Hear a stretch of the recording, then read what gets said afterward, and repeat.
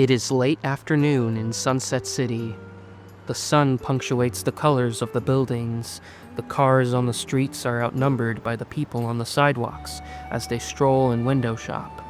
And Berri the rabbit is standing outside a humble boxing gym. She constantly checks her phone for the time, anxiously tapping her foot as she does. It's obvious that she's waiting on something or someone, most likely for a meetup at the boxing gym behind her, but the exact details are still unclear from the outside. Eventually, though, Berri perks up and looks to the side as a red convertible drives up and parallel parks next to the sidewalk in front of her. A pink hedgehog steps out from the driver's side and looks over at Berri, smiling widely and waving after she takes off her sunglasses. Hey, Berri! Berri waves back with a smirk. Howdy, Amy. The pink hedgehog is Amy Rose, friend to the world-famous Sonic the Hedgehog, or maybe something a little more. So sorry I'm late. You probably won't believe me, but traffic was a nightmare in downtown Sunset. Oh, why would you lie to little old me? Amy giggles at that before walking around the front of her car to meet Berri, and as her full body comes into view, Berri's eyes widen as she blushes at the sight before her. Amy is not wearing her usual red and white dress and boots, but instead a pink and white dress with reddish pink and white workout shoes, accompanied by black leggings or shorts that peek out under the skirt. Wow, Amy, you look different? Like a million rings. I don't know. I wouldn't say I'm that shiny. Oh, don't worry. You'll definitely be shiny after our workout. Amy giggles once again, which causes Berri to lightly blush. Yeah, that's true. By the way, I'm really excited we get to Boxercise together today. We don't really get to hang out much. I know. We fought a war together and saved the world some other times, but we never have any time to really get to know each other. Until now. So, shall we begin? Oh, absolutely. With that, Berri and Amy turn around and start walking into the gym side by side. By the way, I should warn you, I do this professionally, so I may get a bit rough. Oh, those are fine words if I ever heard them. Berri starts to freak out a little at that remark. Oh no, it's not like that. I just... It's okay. It's okay. I like a little competition.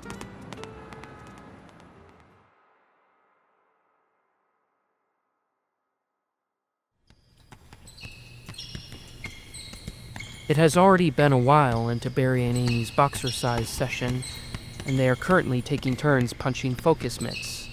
It's Amy's turn, and as she delivers blow after blow against the pads that Berri holds up for her, sweat sticks to their fur and shines off of both of them, as Berri predicted.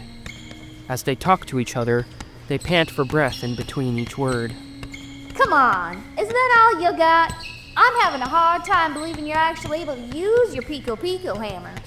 Says the girl just taking all my punches. Seriously, you can fight back, you know. Trust me, Ames, if I fought you, you wouldn't be so sassy. I don't know. I know to be full of surprises. Sure you are. Amy continues punching Berri's focus mitts like normal. Speaking of you fighting me, you said you do this professionally. What do you mean by that? Oh, I box for a living. I'm not amazing at it, but I still figured I should follow in my pa's footsteps. He did train me after all. Your father trained you? How cool! Yeah, he was actually a boxing champion before settling down to have me and my sis Fanny. Why he retired though, I couldn't really tell you, because he actually never told me. Funny though, he actually told me to never tell anyone that I'm his daughter if I ever took up boxing as a profession. Oh, how mysterious. You're telling me. But yeah, I'm a professional fighter, so don't get any ideas if you know what's... As Berri says that, Amy smirks as she suddenly sweeps Berri's legs, knocking her to the ground before putting one foot on her chest, keeping her in place.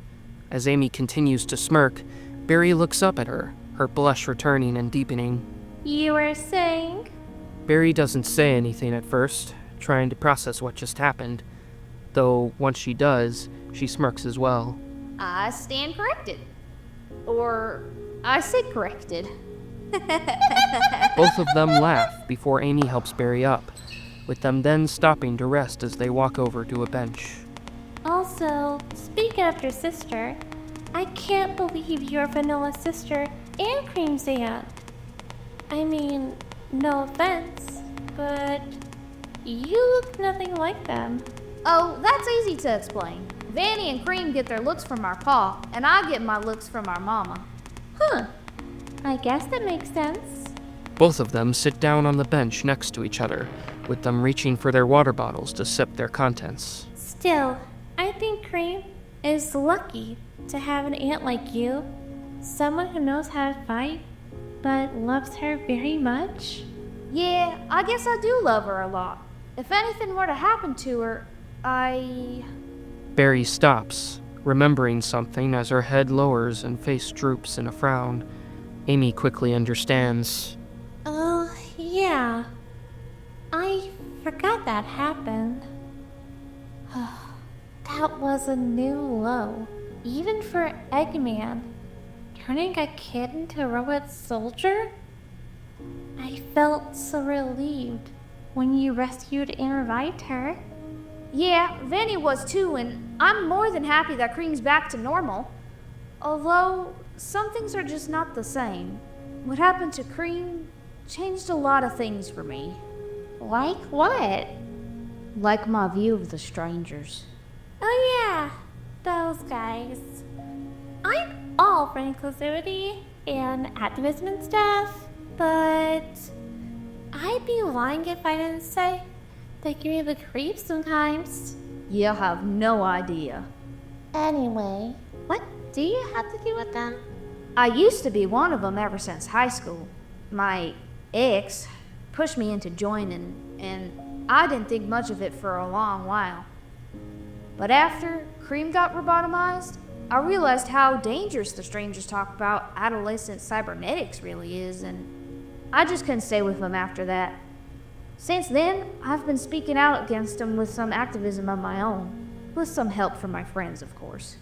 That's very brave of you. Yeah, I guess. Although, I can't go a day or two without some stranger supporter getting all up in my face. And it all did cost me my relationship with my ex, so... Well, who needs your ex? If you ask me, if she didn't agree with you, or even fought you over it all, you are better off without her. Amy then takes Berri's hands gently. And don't worry about what other people think of you. You know you're in the right, and that can be good enough for you, right? Berri blushes as she looks into Amy's eyes. Right. Right. Berri and Amy look into each other's eyes for a moment, and once Amy starts blushing herself, both of them look away awkwardly, with Berri then clearing her throat. Anyway, enough about me. What about ya? Is there anything new happening with ya and Sonic? Amy's eyes widen as she blushes again. Oh, me and Sonic are taking a bit of a break. It's crazy, I know. But there's some things I just need to figure out without him. A short while back, I told myself that I want to share my love with the world, even if it takes me and Sonic apart. Although, I've recently realized that I don't even know what that means exactly. Honestly, I'm a little lost and confused. Oh, I see. While Berri does feel sympathetic towards Amy's described confusion, she also thinks about her and Sonic taking a break with their relationship, and she wonders if maybe she has a chance. But no, that's probably not the case. Anyway, as all of those thoughts fill her mind, Berri blushes again before coughing. Well, if you ask me, I don't think you need to share your love with the whole world. Amy looks at Berri, confused. What do you mean? I mean, the world's a big place, not to mention a troubled place. I think it's a bit much to love the whole dang thing, including the unflattering parts. Maybe you should take things one person at a time, simply showing them that someone cares about them. I think that can go a long way. Amy actually considers this. Yeah, I guess you have a point. Thanks, Berri. This really means a lot. Oh, yeah. Anytime, sugar. Berri and Amy silently look at each other some more before the latter looks towards the windows, noticing the orange light of the sun setting. Oh, look at the time! We should probably get going. Oh, sure. I guess so. With that, Berri and Amy quickly pack up their equipment, and before long, they start walking towards the entrance together. Before they fully leave the room, however, Amy steps in front of Berri, much to her confusion. You know, Berri, all that talk about you loving your sister and niece with all your heart, about you taking on with strangers, and your advice on what you should do, it all paints a beautiful picture of you. I think you're a great gal, and I'm happy to be your friend.